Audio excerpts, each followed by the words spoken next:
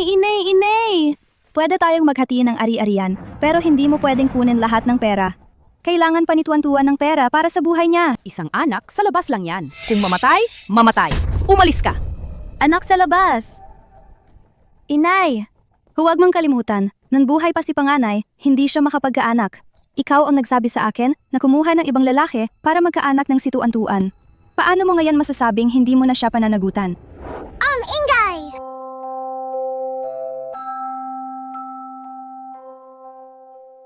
Nasaan ako?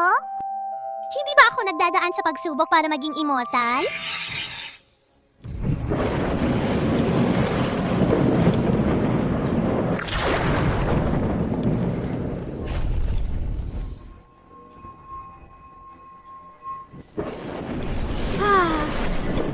Hindi pa tapos ang iyong makamundong koneksyon. Kailangan mo pang dumaan sa isang buhay sa mundo ng tao.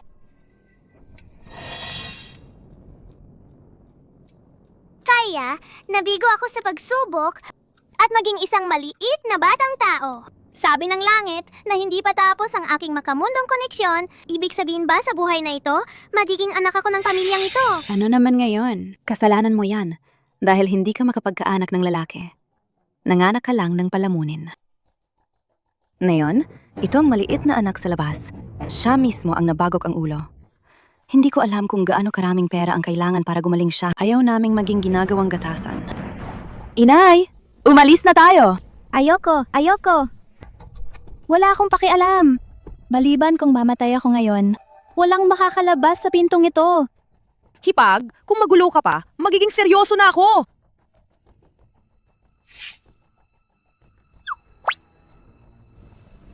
Inay, ibigay mo na sa akin ang pera. Ha?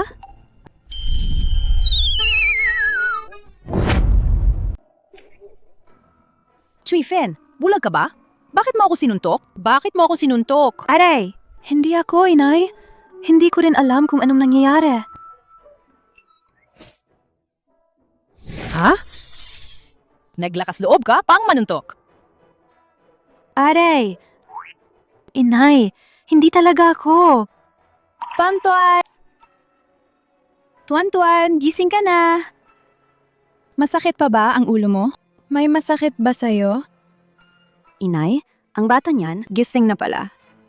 Mabuti na rin at gising na siya para hindi na tayo gumastos pa sa pagpapagamot sa kanya. Umalis na kayo agad! Umalis. Huwag na kayong dumikit pa. Sandali! Inay, kakagising lang ni Tuan-Tuan. Mahina pa ang katawan niya. Hindi ko hinihingi na ibigay mo sa akin ang lahat ng pera. Pero pakiusap, mantira ka naman ng kaunting pera para sa akin para mabilhan ko siya ng masustansyang pagkain. Ayos ba? Isang palamunin! Anong masarap na pagkain? Kung ako ang katanungin, itong kaldero na to, magluto lang ng lugaw para sa kanya. Para mabusog siya, sapat na. Pero, Ano po ang lugaw? Ang lugaw ay harina lang na hinaluan ng tubig. Hindi mo pa alam yan? Ang tanga mo talaga. Kung ganon, di ako kakain. Gusto ko ng karne. Karne? Inay, may kalamidad sa lahat ng dako ngayon. Mabuti na nga lang may makain. itong maliit na bastardo na to, gusto pa rin kumain ng karne? Mahirap bang kumain ng karne? Oo naman.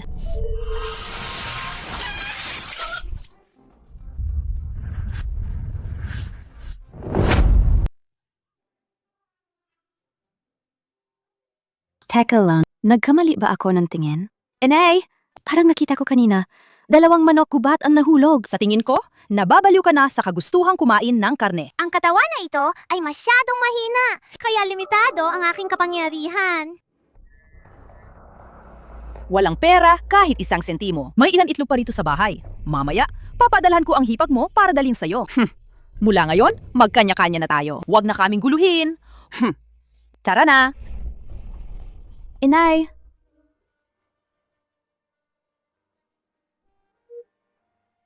Gusto ni Tuan-Tuan ng karne, Inay. Huwag kang mag-alala. Bukas, pupunta si Inay sa likod ng bundok. Titingnan ko kung makakahuli ako ng hayop.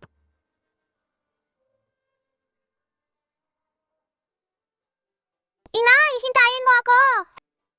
Tuan-Tuan, bakit ka nandito? Nakapagpahinga na ako buong gabi. Sa wakas, bumalik na ang kaunting kapangyarihan ko.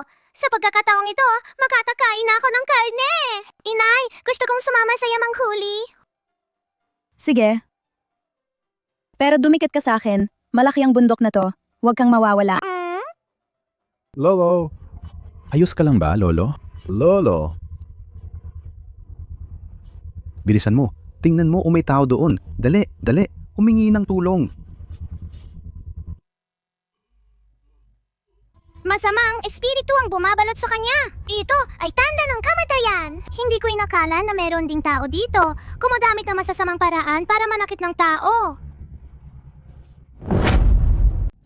Umalis ka. Umalis ka. San galing ang batang yan? Umalis ka na dyan. Sinasagit ko siya. Ang lolo na ito ay nababalutan na ng masamang espiritu. Kung hindi ko siya agad bibigyan ng heart-protecting pill, siya ay mamamatay sa atake sa puso.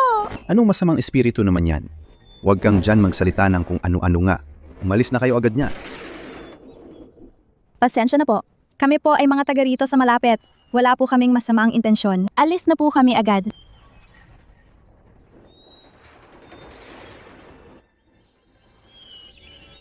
Ayos lang po ba si Lolo?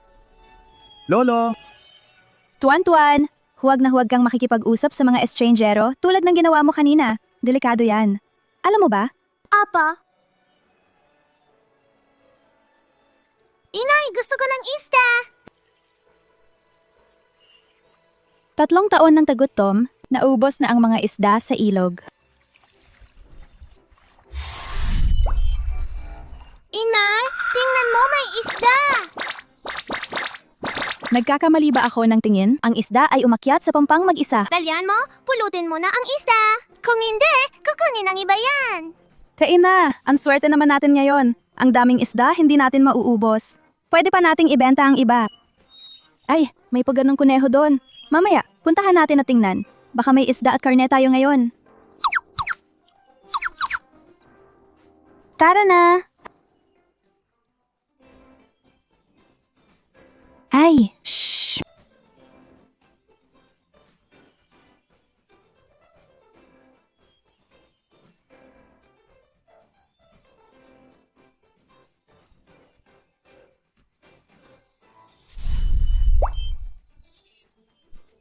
Ayan, may kuneho. Ang kunehong to, kusa pang lumapit sa atin. Ang bengo. Halika, kumain ka na. Masarap ba? Masarap. Kumain ka pa ng marami. Inay, kumain ka rin ng isa.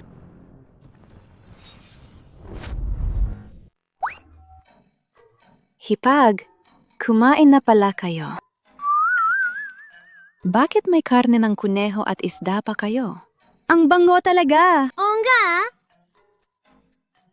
Ay, ang dami pa palang isda na natira. Si Inyay kasi, nitong nakaraan, gusto niyang kumain ng karne. Kaya kukuha na lang ako ng ilang isda para iuwi, para sa matanda. Hoy! Chuifen, hiwalay na tayo ng bahay. Kung gusto mong kumain ng karne, manghuli ka sa bundok. Wala akong libreng karne para sa'yo. Hipag, sobra ka naman magsalita. Kahit hiwalay na tayo ng bahay, isa pa rin tayong pamilya. Kung may karne, di ba dapat magbahagi? Magbahagi? Sige. Hayaan mong hatiin ni Inay ang pera sa akin. Tapos, hahatiin ko sa iyong isda. Kung ayaw mong ibigay, wag na. Ayoko rin naman. Sino ba ang nakakaalam kung anong klaseng bagay yan? Hindi ba malinis ang pinanggalingan yan? Hindi ko nga alam kung saan mo yan ninakaw. Huwag kang mag-imbento. Ako pa ang nag-iimbento. Kung ganon, ipaliwanag mo nga. Lahat ng tao sa bundok, walang nahuli. Bakit ikaw lang ang nakahuli ng isda at kuneho? Oh, wala ka nang masabi, di ba? Sa tingin ko, may tinatago ka lang. Aray! Mga kapitbahay! Halina tingnan nyo! Ay naku, ang hipag ko, magnanakaw. Nagnanakaw ng gamit. Ang masamang babaeng may masamang bibig habang buhay na mamalasin. Ikaw! Hoy, sino ang sinasabi mong may masamang bibig? Maliit na anak sa labas.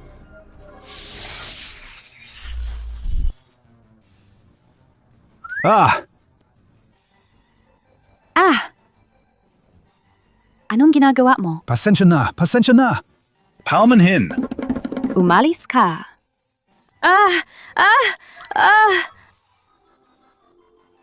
Inay, kanina po, sa buso ng masamang babae, nilagay ko ang bad luck charm.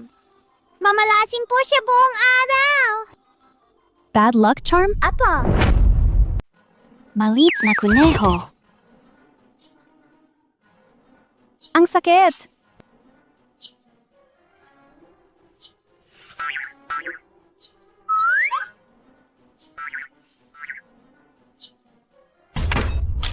Ayoko na kumain. Ang suwanyi na yan, sobra na talaga. Nakakahuli ng isda. Pero hindi man lang alam na bigyan ang bina niyang tulad ko. Inay, may dalawa pa siyang malalaking kuneho. Ang laki at ang taba. Ang hipag, siya lang ang umangkin. Ilang araw pa lang namatay ang panganay. Pero ang manugang na yan, nagre-rebelde na. Kailangan nating humanap ng pagkakataon para turuan siya ng leksyon. Inay, bakit pa tayo maghahanap ng pagkakataon? Si Butcher Wang sa kabilang baryo, namatayan ng asawa kamakailan lang. Ngayon, gusto niyang maghanap ng bata at magandang mapapangasawa.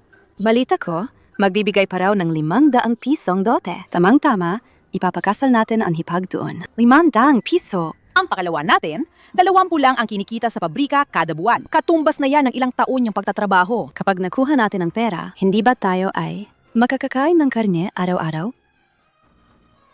Ang problema lang, paano natin mapapapayag ang asawa ng panganay? Na magpakasal doon. Kahit hindi siya pumayag, wala siyang magagawa. May paraan ako.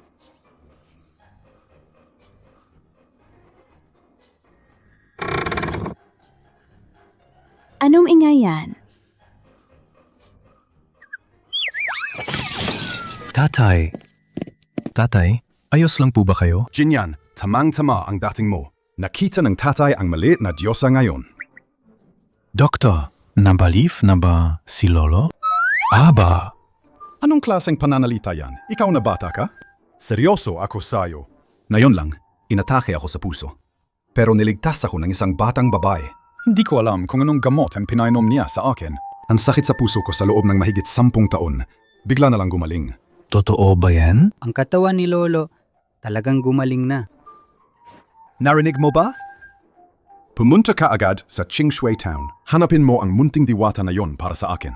Dapat may dala kang malaking regalo para magpasalamat. Qingshui Town? Oo nga. Hindi ka ba nakapunta na sa Qingshui Town dati? Isa pa, ang paghahanap ng isang batang babae hindi dapat mahirap para sa iyo.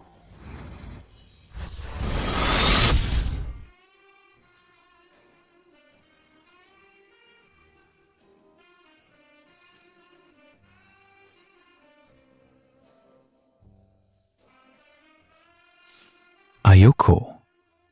Ang lugar na yon, ayoko nang bumalik doon sa pangalawang pagkakataon. Ayoko. Ang lugar na yon, ayoko nang bumalik doon sa pangalawang pagkakataon. Kahit maliit na bagay lang yan, hindi mo pa magawa para sa akin. Gusto mo ba akong patayin sa galit? Lolo, anong nangyari sa'yo? Doktor, anong nangyari kay Lolo? Hindi maganda. May panganib na maulit ang atake sa puso ni Lolo. Kung sasalungatin mo pa ang kagustuhan ni Lolo, baka mapanganib ang buhay mo. Ano? Tatay, huwag na po kayong magalit. Pupunta ako. Pupunta na ako, di ba?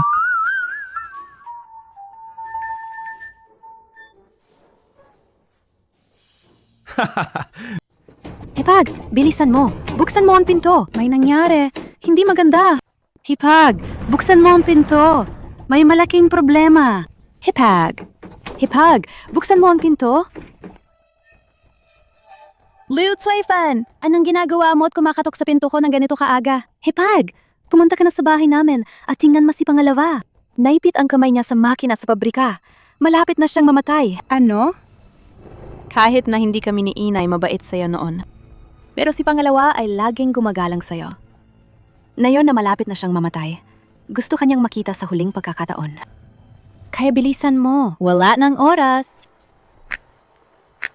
Ano ba talagang nangyayari? Bakit naman bigla na lang naipit ang kamay ni pangalawa sa makina? Hindi ko rin alam. Bilisan mo at tingnan mo. Naku, naloko ako.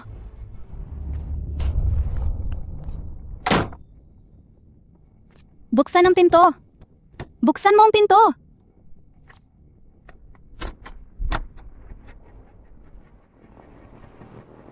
Ikaw pala si Su Wanyin. Maganda ka nga talaga. Hindi nga ako niloko ni Liu Chuifen. Sino ka ba? Mukhang hindi mo pa alam. Ang inay mo at si Liu Chuifen. Ibinenta ka na nila sa akin. Binigyan ko sila ng 500 piso. Halik ka na, mahay ko.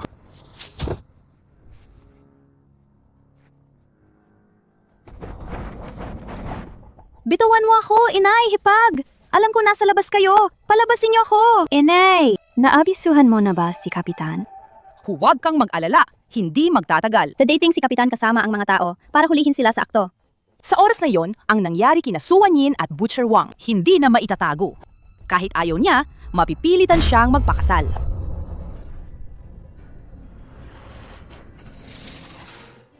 Mr. Shen, nalaman ko po ang batang babae na nakita ng lolo niyo noon. Maaring ang pangalan niya ay Tuan Tuan. Dahil sa araw na yon, sila lang at ang inay niya ang dumaan dito. Tara na, tara na. Hindi ko akala yung gagawin niya yan. Ang kapal ng muka. Oh, tara na. Ang kapal talaga ng muka. Hello, pwede po bang magtanong? Alam niyo ba kung nasaan ang bahay ni Tuan Tuan? Tuan. Di ba anak siya ni Su Wanyin? Pupunta nga kami sa bahay niya para hulihin ang nangangaliwa. Hulihin ang nangangaliwa? Oo nga. Yang si Su Wanyin ang kapal ng muka. Gaano palang katagal namatay ang panganay ng pamilya Wang? Nangangaliwa na agad siya. Wala man lang hiya. May ganyan palang tao sa baryo natin. Nahihiya ako para sa kanya. Tara na! Tara na!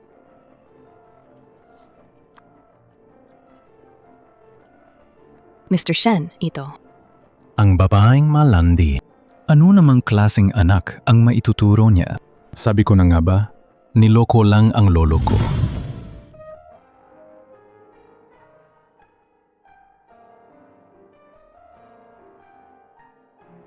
Inay! Nasaan tiya si Inay? Naku, nasa panganib si Inay! Tulungan niyo ako.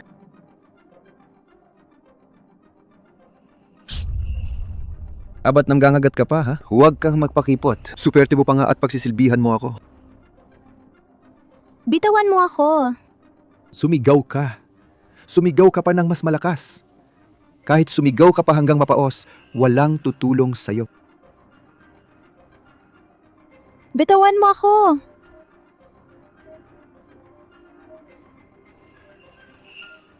Kapitan! Naku! Aray! Kapitan! Sa wakas, dumating na kayo! Ang hipag ko at si Butcher Wang mula sa kabilang baryo ay nagtatago at naglalandian sa loob ng bahay. Ano? Ay, ang puti. Miss ko si Wanyin. Ang puti mo talaga. Ay. Sa panahon ngayon, bumababa ang moralidad. Kung hahayaan ko ang ganitong immoral na gawain, ang hangin sa ating baryo ay masisira rin. Umalis ka dyan. Tingnan mo. Anong ginagawa mo? Masama to! Huli na ang lahat! Iyon na lang ang tanging paraan! San sinukob na walang hanggan! Lahat ay magiging isa! Transfer spell! Bukas! Su Wanyin, wala kang hiya. Su Wanyin! Su Wanyin! Sa tingin ko, wala ka ng kawala na yon. Kapitan, ang nakahiga sa kama hindi si Su Wanyin. Anong nangyari? Ano yan? Ngayon lang ako nakakita ng ganito.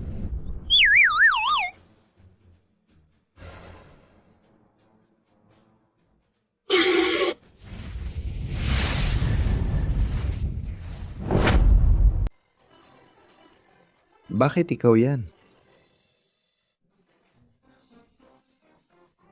Matandang Wang, 6 na po ka na. Paano mo nagawa ang ganyang kahiya-hiyang bagay?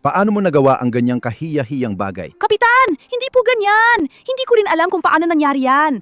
Nasa kubeta lang ako kanina. Ay, nandito na nga mga ngalo niya. Akala mo ba bulag kami? Sa ginawa mong yan, hindi mo ba nahihiya ang namayapang si Mang Wang? Hindi ako! Kapitan, may mali po rito.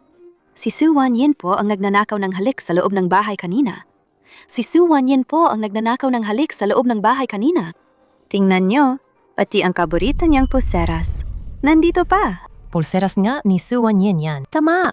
Nakikita ko siyang suot-suot yan araw-araw. Hindi niya yan inaalis. Ibig sabihin, si Su Wanyin ang nagnanakaw ng halik kanina? Ha? Ay, oo. Tama. Si Suwan Yin ang kasama ko nagnanakaw ng halik. Kinuha ng babaeng yan ang 500 piso ko. Pero hindi niya ginawa ang usapan namin. Sa halip, ang inay niya ang dinala niya sa kama ko. Pweh, dapat bigyan niyo ako ng paliwanag na yon. Kung hindi, isusumbong ko kayo sa pulis at ipapahuli ko kayong lahat. Sasabihin kong nanduloko kayo ng dowry sa Taohua Village. Kapitan, ano na ang gagawin natin? Sige na, hanapin muna natin si Su Wanyin. Tingnan ko kung ano talaga ang nangyayari dito. Tara na!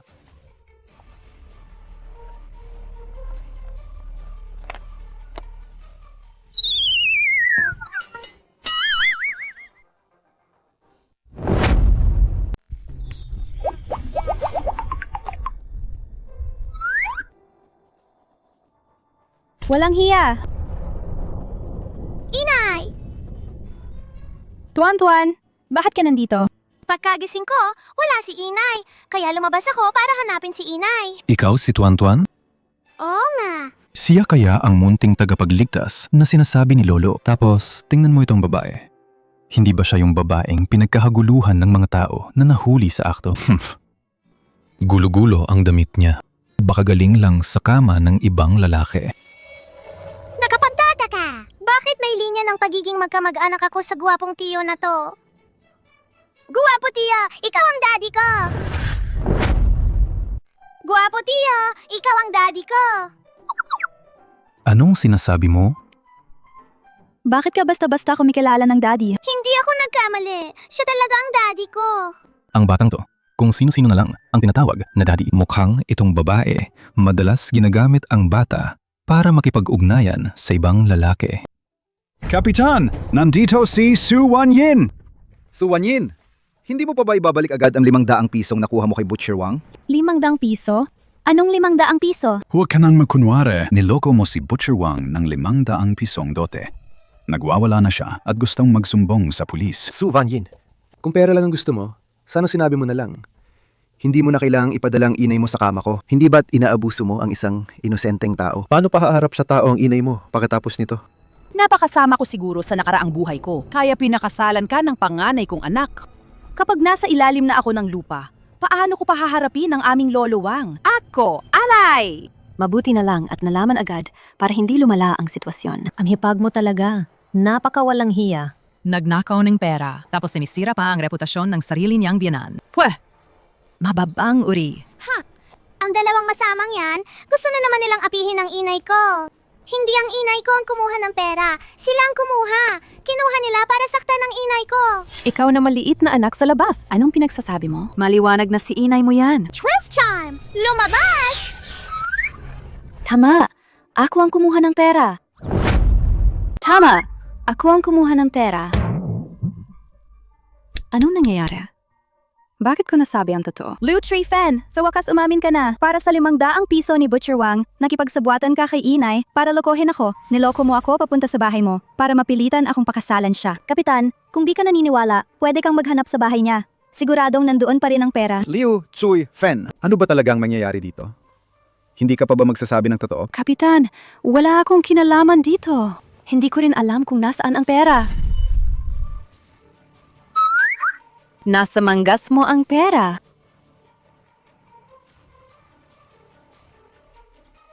Kapitan, tingnan niyo ang pera.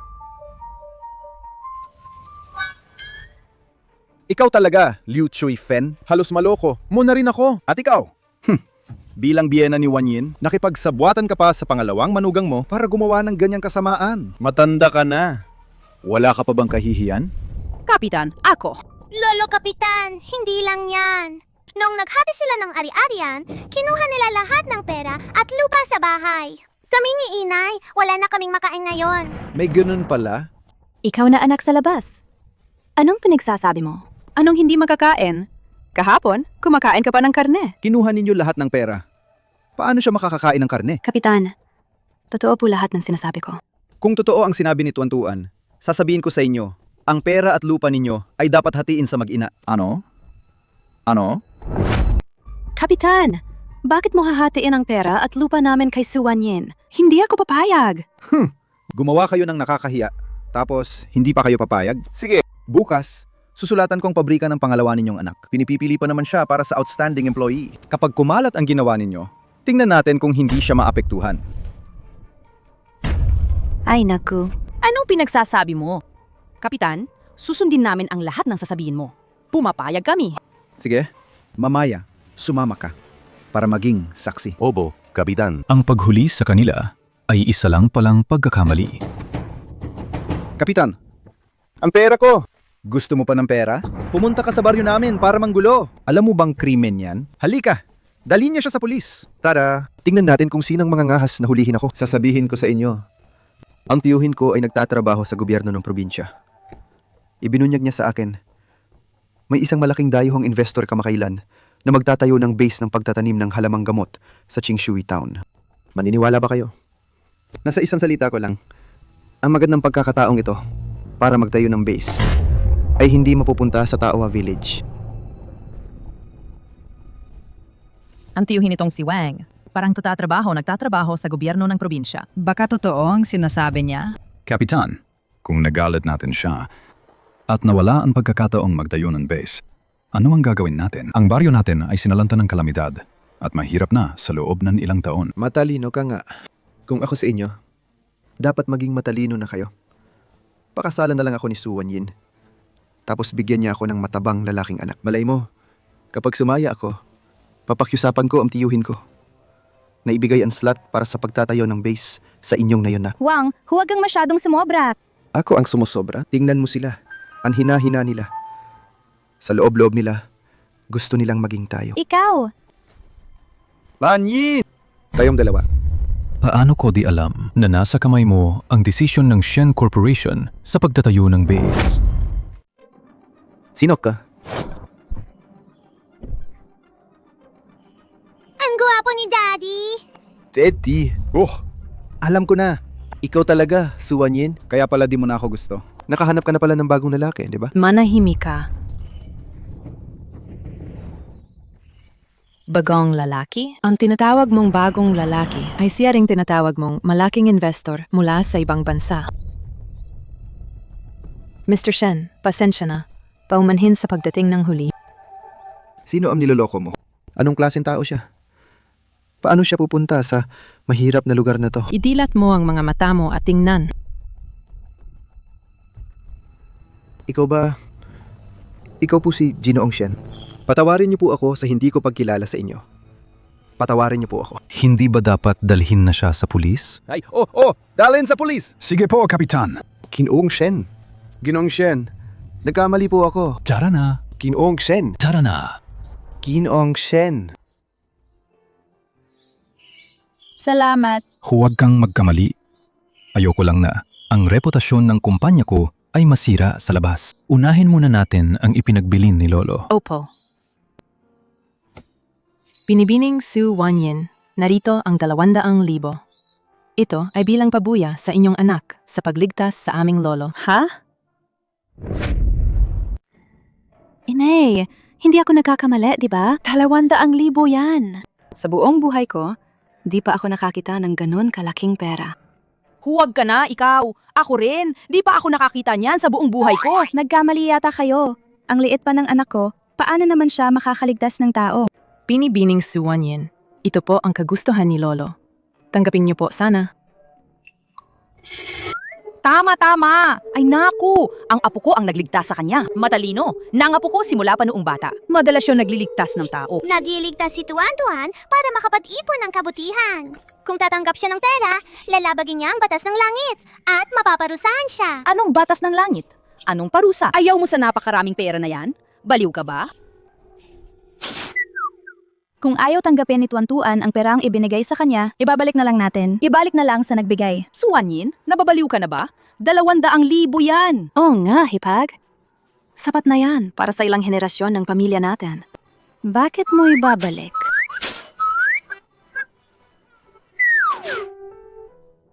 Mr. Shen, ito. Ang hindi niya pagiging sakim sa kayamanan ay isang pambihirang katangian. Kung ayaw niya, huwag na lang. Ay naku! Anong kasalanan na nagawa ko? Nawala lang ang perang nasa kamay na natin. Ayoko na mabuhay! Tama na. Anong klaseng pag-iyak yan? Kung magpapatuloy ka sa ganyang pag-iingay, palalayasin kita sa nayon. Kanina, sinabi ni Xia Wang tungkol sa base ng pagtatanim ng halamang gamot. May plano nga ang Shen Corporation na magtayo ng base. Pwede niyo po bang isaalang-alang ang aming nayon? Sa totoo lang, 6 na taon na ang nakalipas. Napuntahan ko na ang inyong nayon. Ang lupain dito ay tigang. Hindi masyadong angkop para sa pagtatanim ng Gastrodia elata. Kakaiba!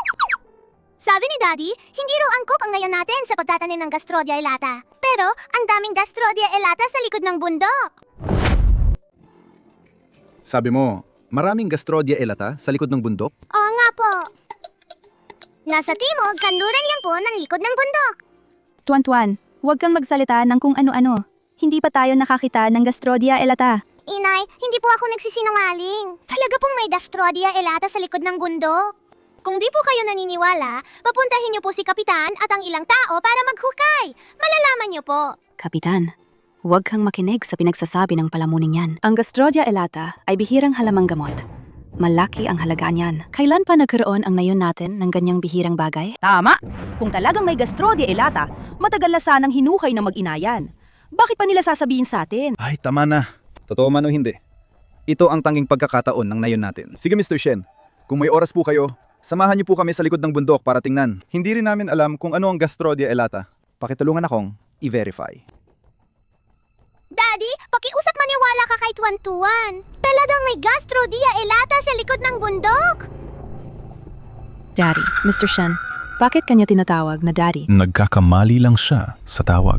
Sige. Kung gayon, sasama ko sa iyo. Napakabuti niyan.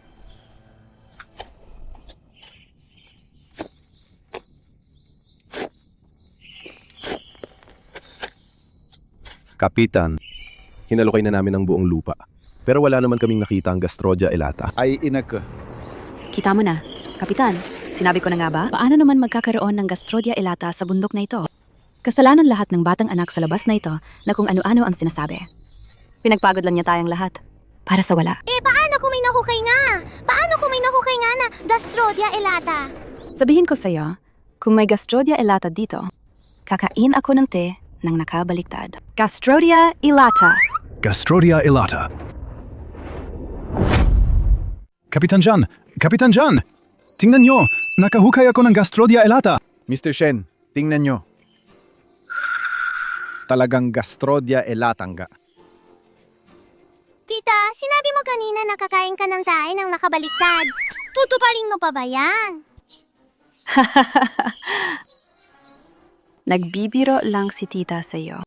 Dahil nakahukay tayo ng Gastrodia elata dito, ibig sabihin, nagkamali ako sa pagtataya ko kanina. Ako na ang magpapahanda ng dokumento. Pagkatapos ng pag-aproba ng gobyerno, sisimulan na ang paghahanda sa pagtatayo ng base. Napakagaling niyan. Maraming salamat, Ginoong Shen. Ay, ang galing, ang galing! Ang Gastrodia elata ay nahanap ng anak mo dahil ayaw mo ng pabuya. Bilang kapalit, ikaw ang magiging tagapamahala ng base na ito. 50,000 sa isang buwan. Tatanggapin mo ba? Pero, wala akong karanasan sa pamamahala. Ay, Ginong Shen, ako. Ako po ang gustong maging tagapamahala ng base. Ako po, pinamahalaan ko ang mga baboy sa nayon. At napakagaling ko po doon. Inay, kung hindi ka tatanggap, ang benepisyo ay mapupunta sa masamang babae. Gusto akong subukan. Sige. Salamat, CEO Shen. Kami pong mga taga nayon ay buong pusong makikipagtulungan. Hintayin mo ang balita ko. Ay, dahan-dahan po. Mag-ingat po sa pagmamaneho. Siya talaga ang daddy ko. Bakit niya sinasabing hindi niya kami kilala ni Inay? Hindi pwede. Kailangan kong malaman. Inay! Gusto kong umihi doon. Sige, bilisan mo. Hihintayin ka ni Inay dito.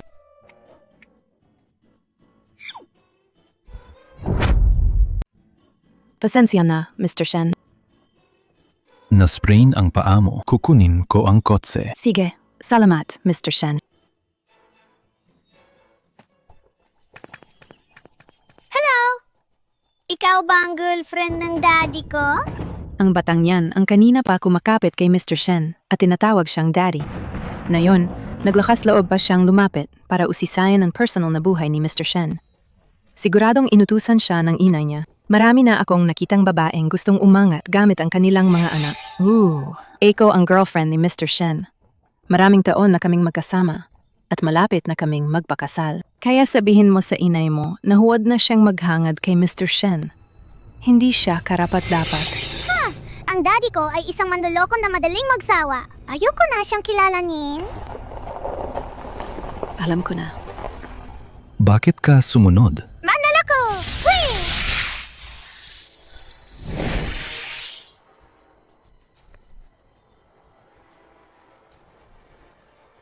Anong nangyayari? Kanina lang, mayos pa ang lahat, di ba? Inay! Tuan-tuan, anong nangyari sa'yo? Malungkot ka ba? Inay! Huwag na nating hanapin si tatay. Isipin na lang nating patay na siya. Pero patay na talagang tatay mo, di ba?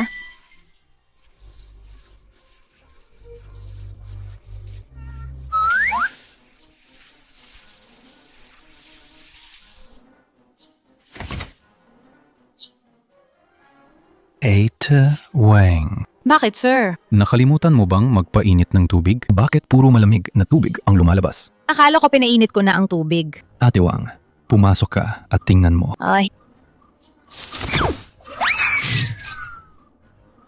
Sir, Mr. Shen, ayos lang po ba kayo? Ayos lang.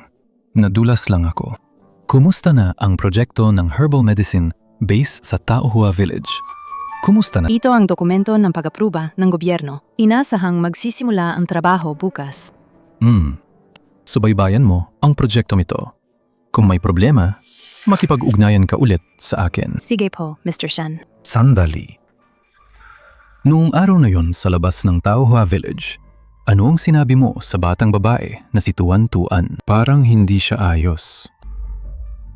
May nangyari ngang hindi maganda nung araw na yon. Nagkamali ang bata. Inakala niya akong girlfriend mo. At pinagbantaan pa ako na lumayo sa inyo. Ganun ba? Ang nanay ng batang yun ay isang biyuda. Siguro, nakita niya ang posisyon ninyo, Mr. Shen. At gusto niyang maging stepdaddy kayo. Naiintindihan ko. Umalis ka na. Opo. Mr. Shen! Ayos lang ba kayo, Mr. Shen? Mr. Shen? Doktor! Bilisan nyo! Tawagin ang doktor! Mr. Shen! Kain! Kain! Kain! Kain lang ang alam! Ang hipag na yan, may 50 piso pa rin siyang matatag na kita buwan-buwan. Ikaw, tingnan mo, anong meron ka? Bakit ang walang silbi mo? Inay, hindi ko naman kasalanan yon. Sino bang mag-aakala na sa isang salita lang ng batan yon, may Gastrodia elata pala talaga sa likod ng gundok? Hindi pwede. Hindi pwedeng lahat ng magandang bagay ay mapunta kay Suwanyin. Pero ngayon, ang trabaho ay nasa kamay na niya. Ano pa bang magagawa natin? Baboy ka ba? Wala kang utak! Hindi ba't siya ngayon yung ang tagapamahala ng base ng gamot? Kung magka-problema sa mga gamot, makakapagpatuloy pa ba siya? Oo nga. Si Inay talaga. May paraan ka.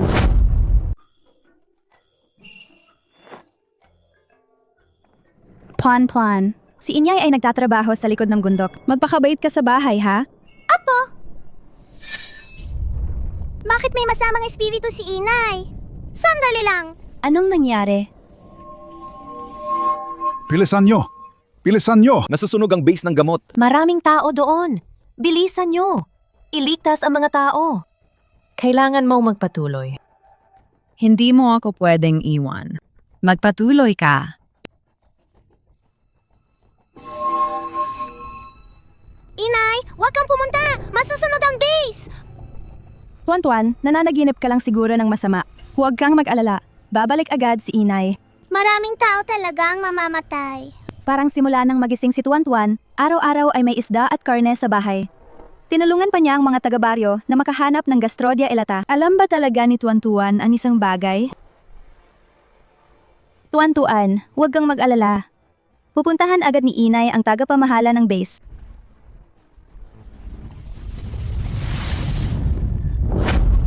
Sabi mo masusunog ang bundok.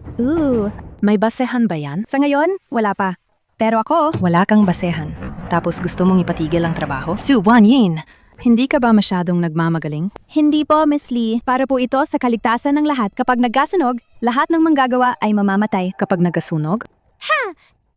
Dahil lang sa hula mo, gusto mong ipatigil ang trabaho namin? Suwanyin, alam mo ba kung gaano kalaki ang nawawala sa amin sa isang araw? At may target kami. Sino ang mananagot kung hindi namin matapos? Umalis ka na. Umalis ka na. Huwag mong abalahin ang trabaho ko. Miss Lee, kung papayag lang po kayong itigil ang trabaho ng isang araw, ako po ang sasagot sa lahat na mawawala. Ikaw ang sasagot. Suwanyin! Ginawa ka lang ni Mr. Shen na tagapamahala. Pero akala mo naman kung sino ka na? Hindi. Hindi mo nga tinitingnan kung magkano ang pera mo. Ay, umalis ka! Ay, hipag! Pinalayas ka na naman pala. Anong ipinagmamalaki mo? Mamaya, tingnan lang natin kung paano ka pa magmamalaki. Pwe! Sa tingin ko, halos nailipat na lahat ng halamang gamot. Kumain na tayo. Pero paano kung walang magbabantay dito? Ay, anong kinatatakutan mo? Mga taga-baryo lang naman natin yan. Tada na.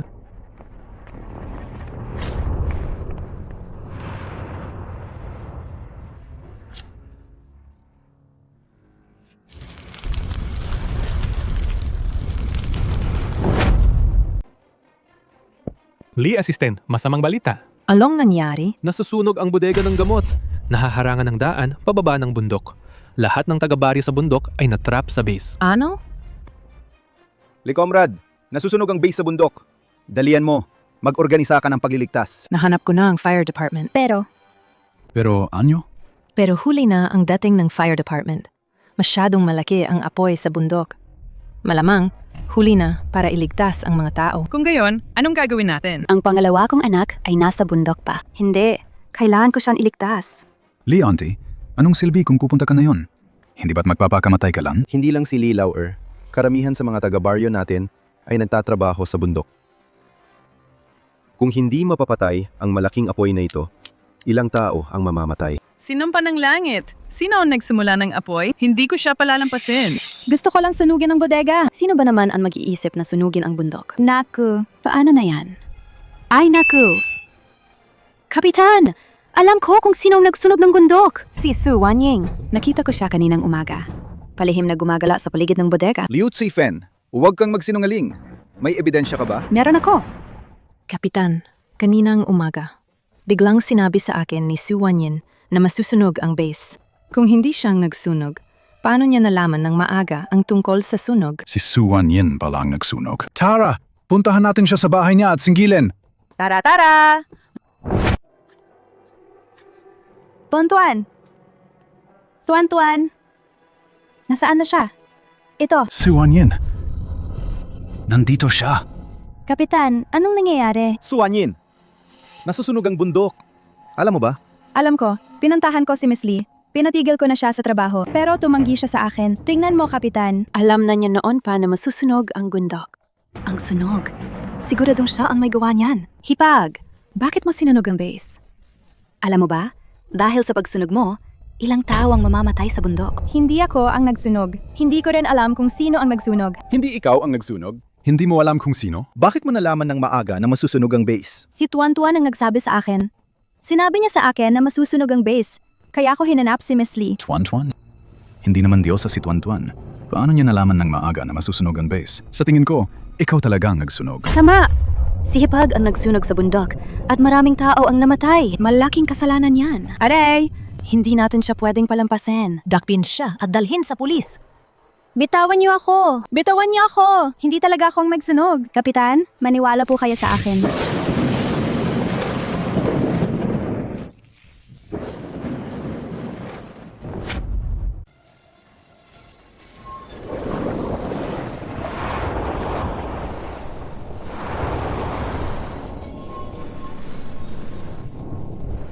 Bakit tumidilim ang langit? Kapitan, bakit umulan? Umulan nga. Ligtas na ang mga tao sa bundok. Ay, Ang ulan na to, napapanahon talaga. Oo nga. 3 taon ng tagtuyot sa ating baryo. Halos di umulan. Di ko inakala na sa malaking sunog na to sa bundok. Sa oras ng kagipitan, umulan pa. Pinakinggan tayo ng langit. Oo nga. Kapitan! Patay na ang apoy! Ligtas na ang lahat ng tao sa bundok. Ang galing. Ay! Kapitan, kahit walang nangyari sa mga tao, pero ang sunog na to, si Su Wanyin ang may gawa. Di natin yan palalampasin.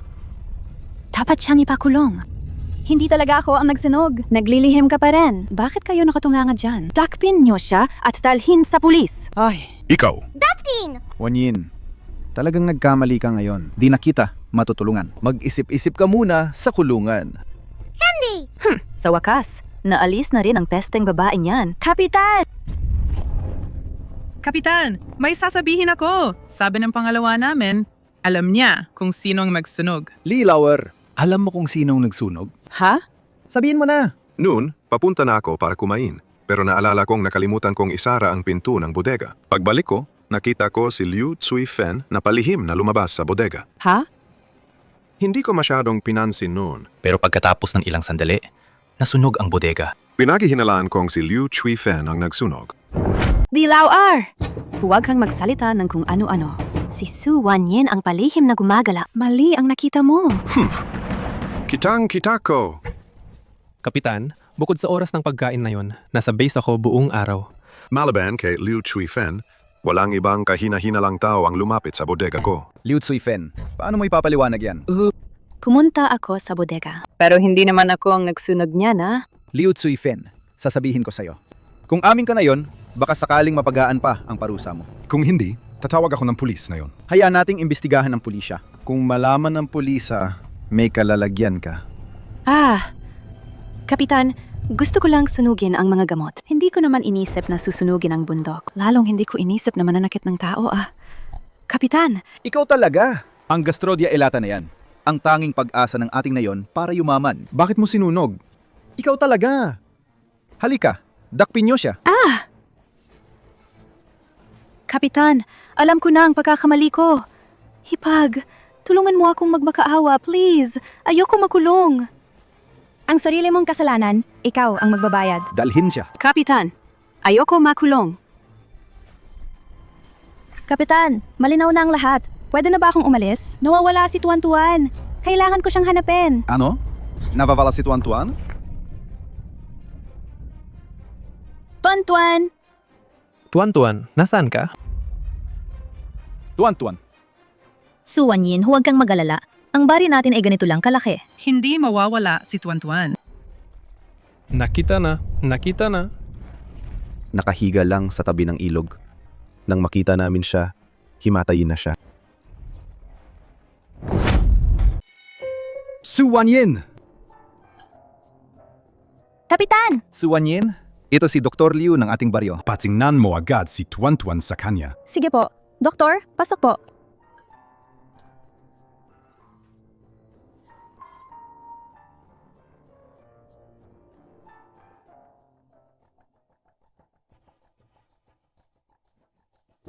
Jinangsu, sa tingin ko, walang problema ang katawan ng anak mo. Ha! Pero ang anak ko po ay himatayan mula kahapon hanggang ngayon. Hindi naman siya nilalagnat at wala rin siyang sugat sa katawan. Pero kahit anong tawag ko, hindi siya magising. Ito, ngayon lang din ako nakakita ng ganito. Baka gusto ninyong magpunta sa ospital sa syudad. Mas maganda ang antas ng medical doon. Baka matukoy nila kung anong sakit ng anak mo. Tama!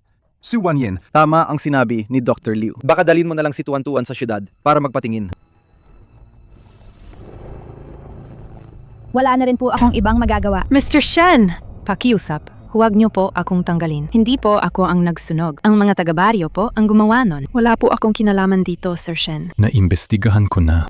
Hindi nga ikaw ang nagsunog. Pero may kinalaman ka pa rin dito. Ano? Ano po ang ibig niyong sabihin, Sir Shen? Binaan ka ni Su Wanyin na magkakaroon ng sunog. Pero hindi mo inimbestigahan ang posibilidad ng sunog. Sa halip, pinalayas mo pa siya. Nagawa mo ang ganitong kalaking kapabayaan. Bakit pa kita pananatilihin? May iba pa ba? Wala na. Lumabas ka. Sir Shen, pakinggan niyo po ako. Sir Shen! Assistant Lee, pakiusap, huwag. Huwag niyo po akong tanggalin. Pakinggan niyo po ako. Bigyan niyo pa po ako ng isa pang pagkakataon. Hindi na po ako magkakamali ulit. Sir Shen! Sir Shen!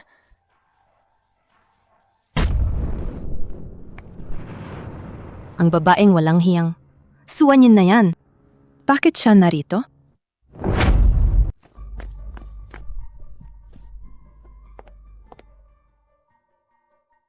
Hello, miss. Gusto ko lang po sanang itanong, bakit po pumunta sa ospital ang babaeng yon kanina? Ikaw ba si? Huwag kang magkamali. Kaibigan niya ako. Nag-aalala lang. Kaibigan ka niya? May sakit ang anak niya.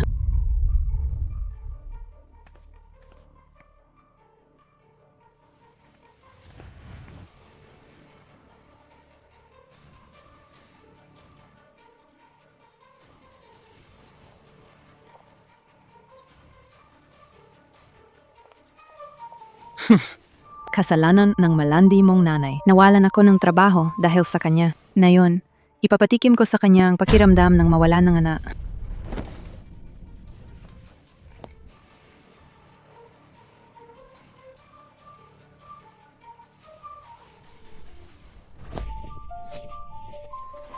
Ibenta mo siya sa malayo.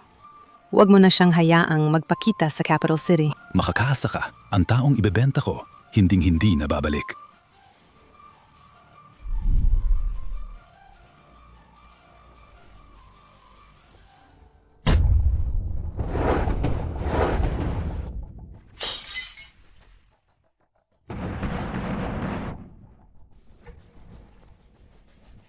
Nurse, nakita mo ba ang anak ko? Hindi ba nasa kwarto mo ang anak mo? Wala. Bumili lang ako ng pagkain, tapos nawala na siya. Nakita mo ba siya?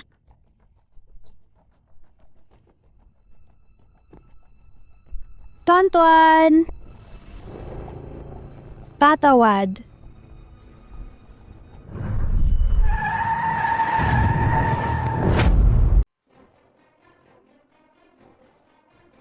Nabalief ka na ba?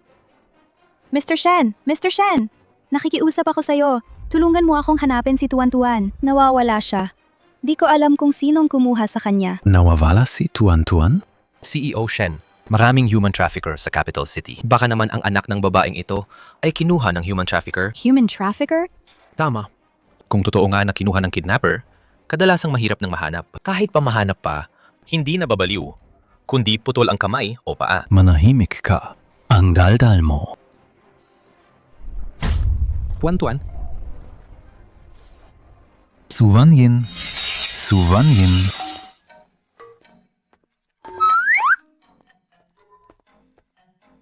Chito?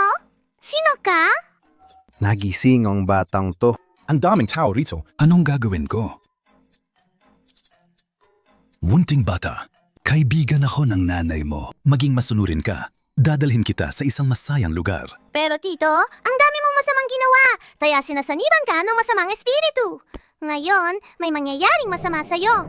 Huwag kang magsalita ng kung ano-ano, bata. Hindi nagsisinungaling si Tuan-Tuan. Una, tatamaan ka ng bato sa ulo, tapos dudugo ang 7 butas ng mukha mo. Dudugo ang 7 butas ng mukha? Kapag nagsalita ka pa ng kung ano-ano, bubugbugin kita hanggang dumugo ang utak mo. Aray! Sinong bumato sa akin? Kita mo, tito? Hindi ako nagsinungaling, di ba? Ikaw na malanding bata ka. Sinusumpa mo ako. Humanda ka sa akin mamaya. Umalis ka. Anong nangyayari? Bakit bigla akong dinudugo? Masakit ang tenga ko. Ang sakit. Hindi nagsisinungaling si Tuan-Tuan. Mababagsakan ka muna ng bato sa ulo, tapos dudugo ang 7 butas mo. Master, pakiusap. Iligtas mo ako.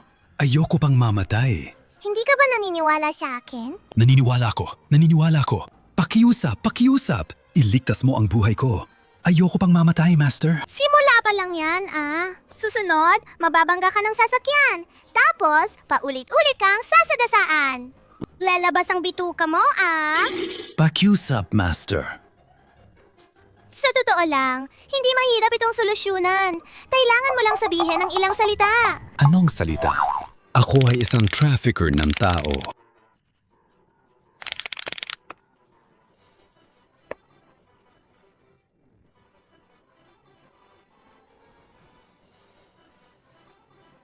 Ikaw si Lee Yun. Nakakuha kami ng ulat. Inakusahan kang nakipagsabuatan sa trafficker ng tao para ipagbili ang mga bata. Kaya ngayon, aarestuhin ka namin ayon sa batas. Pulis! Pakinggan niyo ako. Nagkamali kayo ng tao. Hindi ako yan. Anong nangyayari? Bakit ganyan ang taong yan? Sir Shen, Parang may gulo sa unahan. na-block ang daan.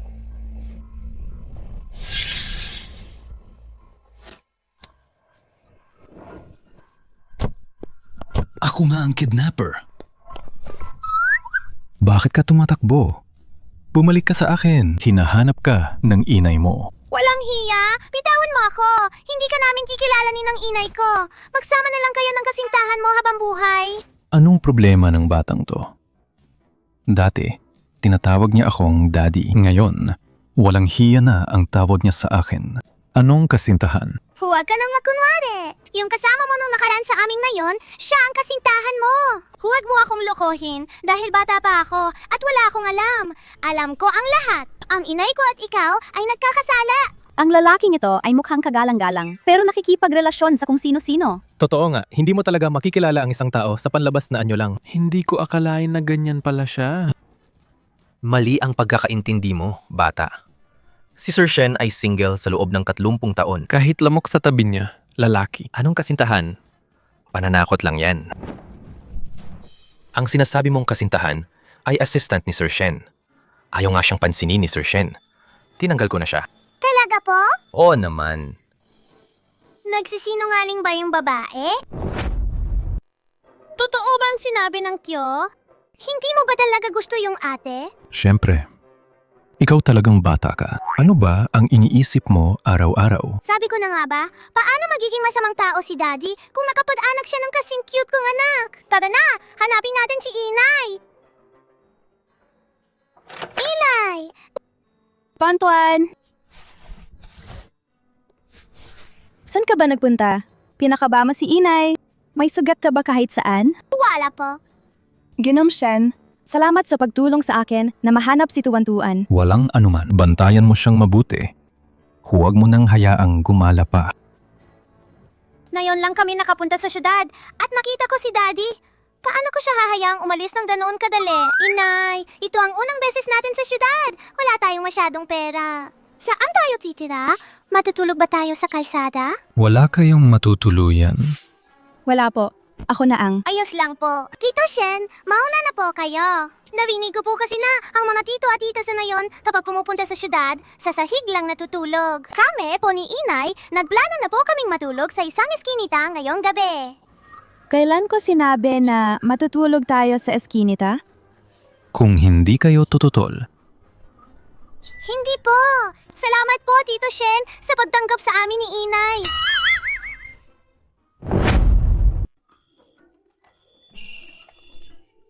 Tito Shen, ito po ba ang bahay ninyo?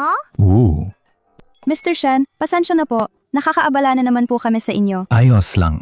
Bihira lang akong umuwi sa bahay na to. Si Lolo lang ang nakatira dito. Kung malalaman niya ng kanyang munting tagapagligtas ay kasama niya sa bahay, tiyak na matutuwa siya. Kakaiba. Ang bahay na to ay may napakagandang feng shui. Pero bakit may malamig na hangin sa loob? Para na.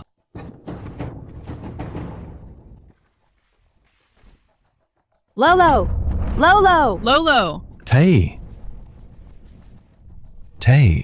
Lolo, Ang tindi ng masamang espiritu! sa wakas nakabalik ka na. Bumalik na naman yata ang sakit sa puso ni Lolo. Paano nangyari yan? Di ba sabi ng doktor, gumaling na ang sakit sa puso ni tatay? Kasi po, sinasaniban si Lolo ng masamang espiritu. Kung di po aalisin ang masamang espiritu rito, di po gadalin ang sakit ni Lolo. Masamang espiritu? Opo, isang sinukob na walang hanggan, lahat ay magiging isa. Mata ng langit, bukas!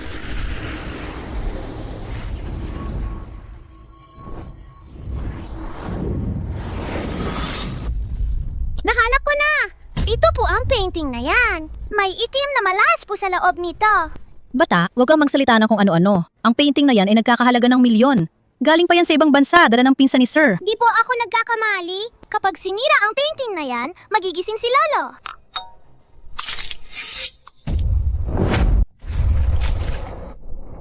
Puan-puan! Binuhusan mo ang painting na yan. Binuhusan mo talaga ang painting na yan.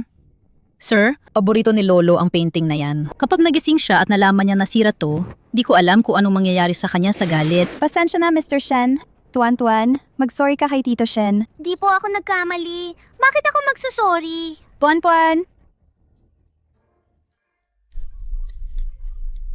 Lolo, gising ka na. Kita mo na? Sabi ko na nga ba, may problema sa painting na yan. Basta sirain lang yan, magigising si Lolo. Malit na bata. Ikaw pala yan. Lolo, nakita ulit tayo. Sabi mo kanina, may problema sa painting na yan? Oo nga, ang itim na mala sa loob niyan, sinisip-sip ang swerte ng tao. Hindi lang nito pinaiikli ang buhay, pinapatay pa ang lahi. Ang painting na yan, regalo ni Shenzi kay Lolo. 5 taon na ang nakalipas. Ang sakit sa puso ni Lolo, parang nagsimula din noon. Huwag kang magsalita ng ganyan. Si Aze, siya lang ang natitirang dugo ng pamilya ng kuya mo. Lumaki kayong magkasama. Paano niya ako sasaktan? Tama po, sir. Ang paggising ni Lolo, wala namang kinalaman sa painting na yan. Nagkataon lang na ang maliit na batang yan, nagkamali lang ng hula. Bakit ayaw niyo akong paniwalaan? Lumabas ka! Bibilang ako ng 3. Kung di ka pa lalabas, sisirain kita!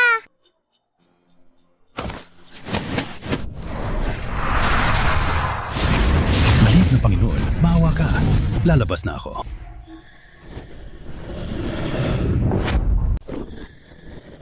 Molto. Molto.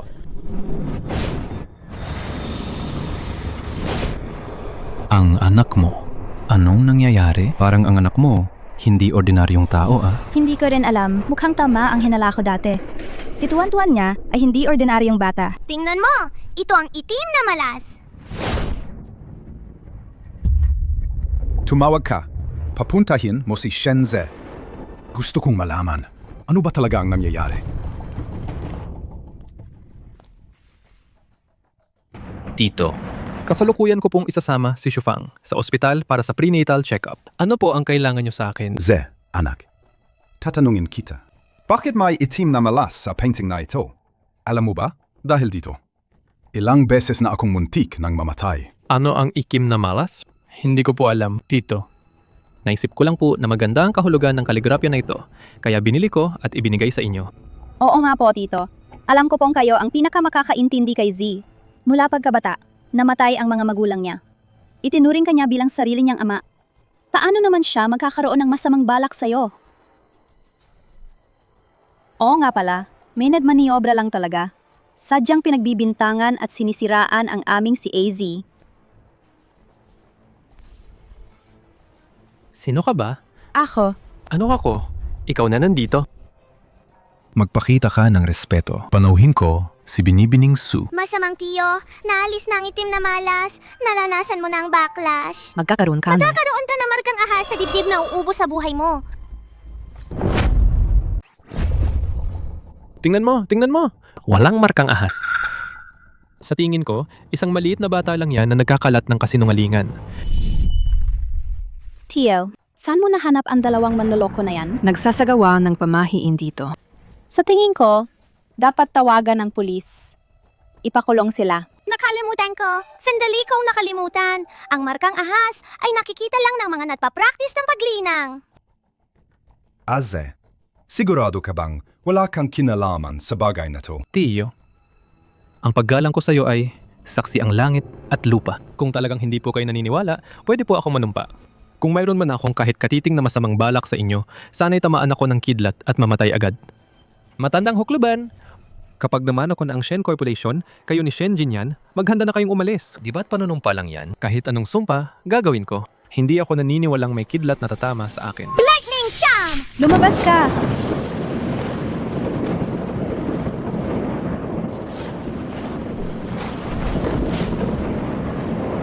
Kakaiba.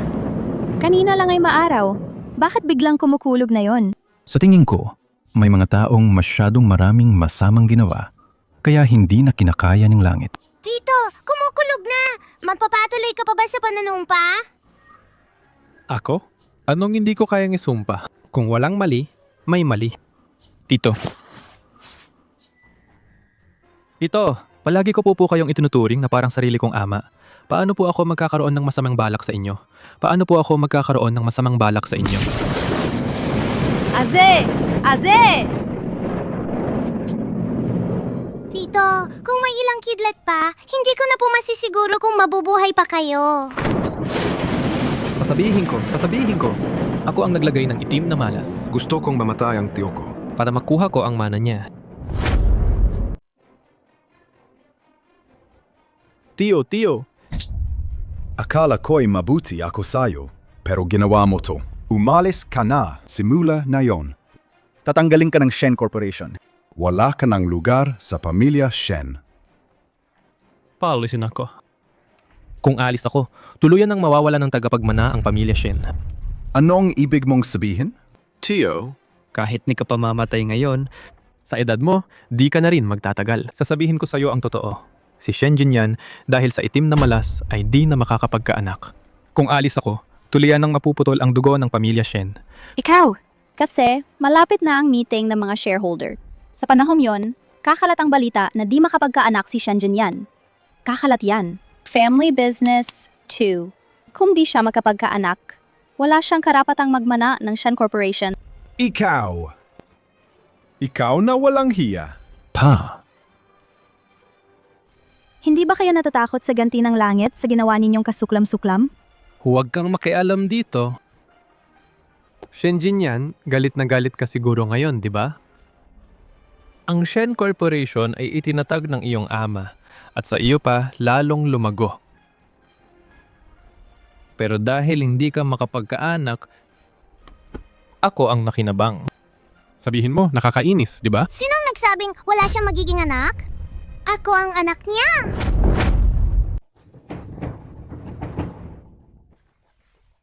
Tuan-tuan, huwag kang magsalita ng kung ano-ano. Paano ka magiging anak ni Mr. Shen?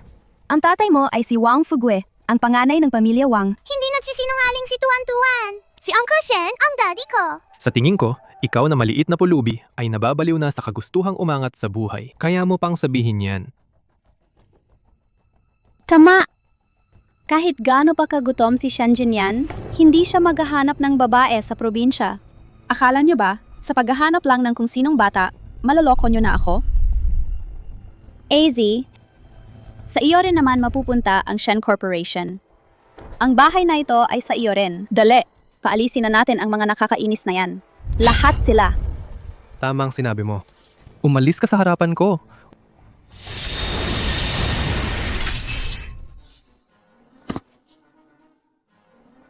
Shenze, kailan pa ako nagkaroon ng ganitong kalakas? Sinabi ko na sa inyo, si Tito Shen ang tatay ko. Hindi niyo makukuha ang kumpanya. Ay naku! Tuan-tuan, alam ni Lolo na mabuti ang intensyon mo. Ang anak kong ito, sa loob ng maraming taon, wala pa rin kasintahan. Paano naman mangyayari? Na magkaroon siya ng anak na kasing laki mo. pasensya na. Siguro po ay masyado lang po talagang gusto ng anak ko si Ginoong Shen. Kaya po siya nagkakamali at tinatawag siyang tatay.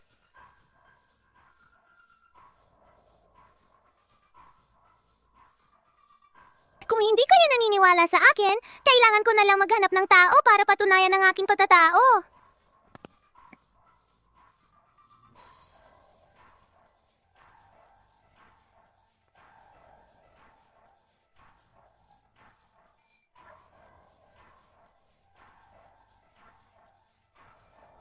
Anong panyabagong kalokohan na naman ang gagawin mo, maliit na pulubi? Hindi kayang magkaanak ni Shen Jinyan. Iyon ay isang katotohanan. Kahit pa imbitahin mo ang pinakamakapangyarihang Diyos, wala ring silbi.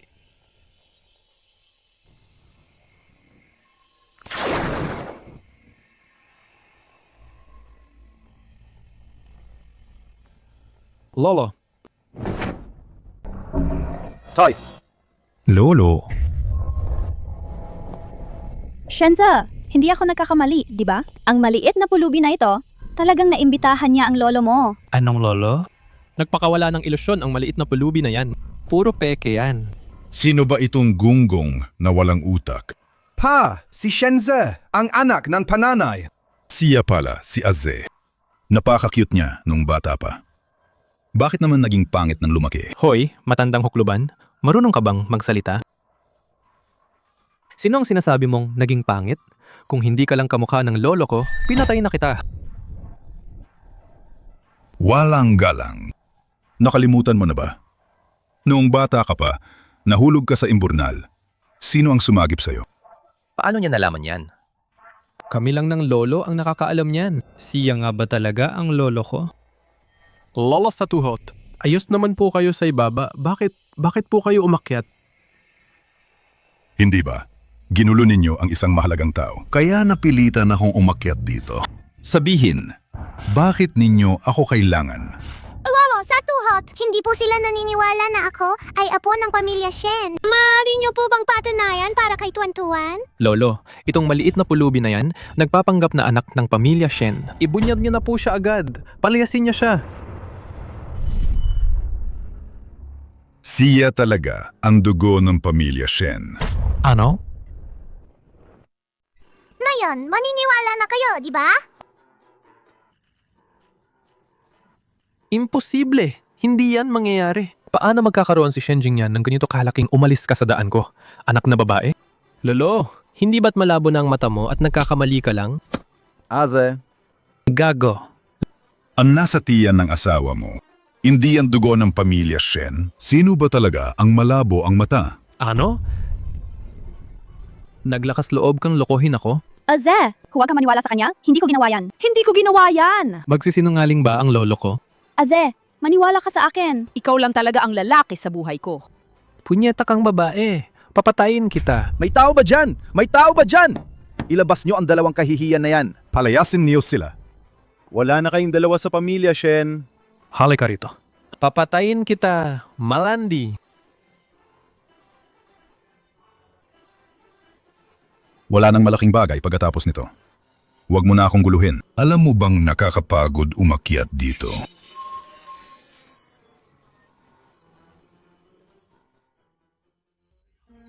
Hindi ko inakala na ang pamilya Shen natin ay may apo pa palang gumagala sa labas. Kasalanan mo. Ikaw na bata ka.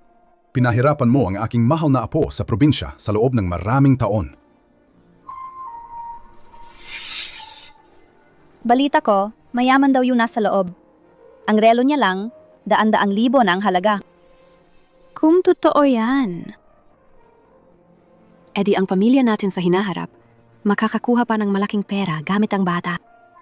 Kung si Tuan-Tuan ang anak ko, edi 6 na taon. Nang nakalipas ang babaeng gustong kumapit sa kapangyarihan, edi. Ang munting tagapagligtas ay naging apo ko. Mukhang ang kapalaran nating maglolo ay itinakda ng langit. Kasama Su, kasalukuyan kang Balo, at kayong dalawa ni Tuan-Tuan ay magkasama.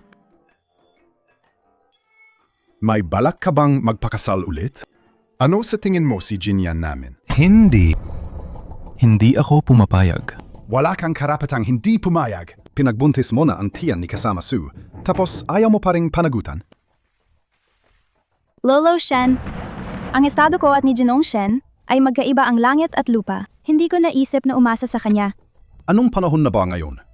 Wala nang ganyang mataas o mababa ang pinag-uusapan. Magpakasal na kayo. Hindi ko siya papakasalan. Kung gusto nyo, kayo ang magpakasal. Bastos na bata! Anong sinasabi mo? Nakapagtata ka. Dati naman si Daddy, mabait kay Mommy. Suwanyin, ito po ang banyo. Sabi po ni Lolo, dito muna kayo titira ng munting binibines sa loob ng ilang araw. Kung may kailangan kayo, tawagin niyo lang ako. Salamat!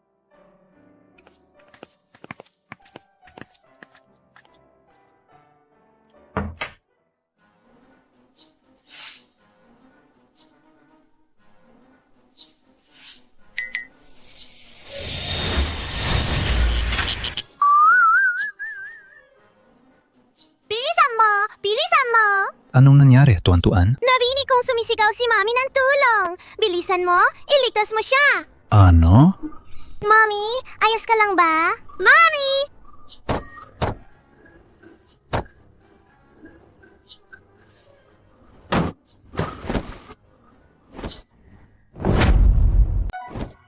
Ikaw. Ayos ka lang ba? Ako. Parang nasira ang ilaw kanina. Hindi ko sinasadyang madalas. Tatawagin ko si Auntie Wang para tulungan ka.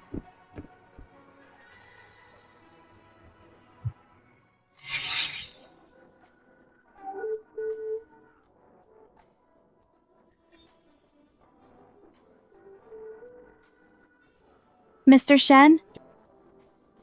Mahal mo ba ako?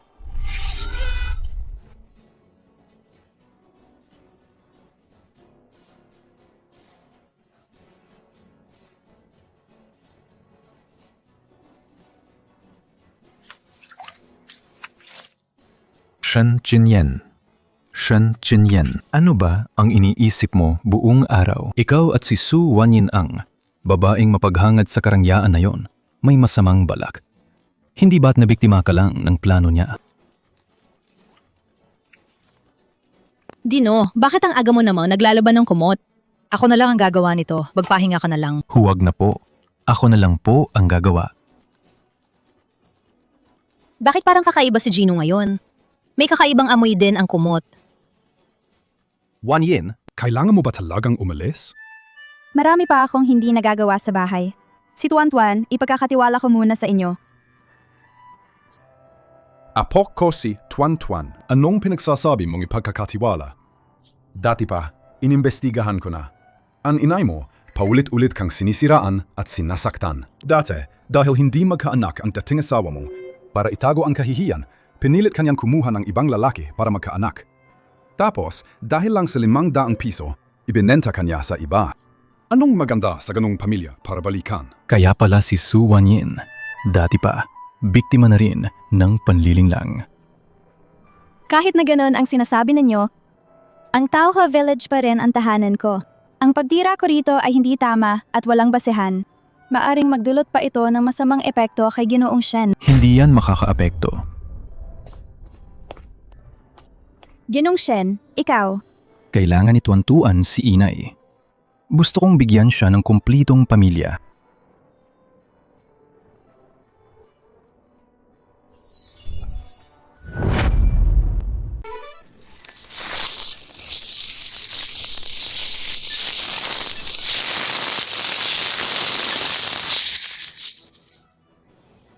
Kain na. Kain na po.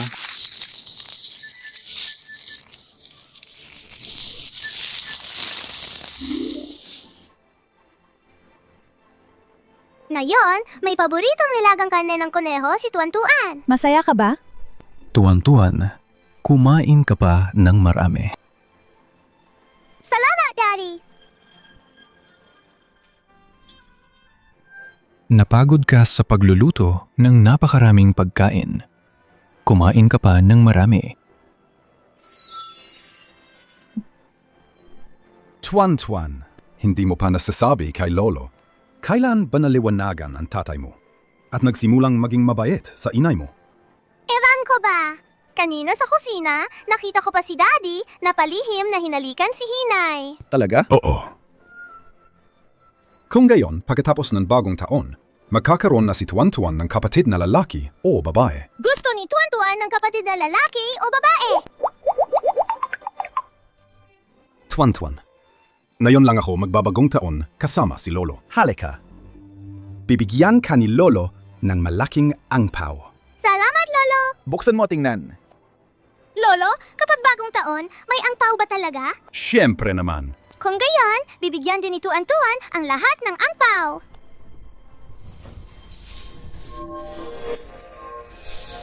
Angpaw para sa lahat! Binabati ni Tuan-Tuan ang lahat ng maligayang bagong taon! Maligayang bagong taon.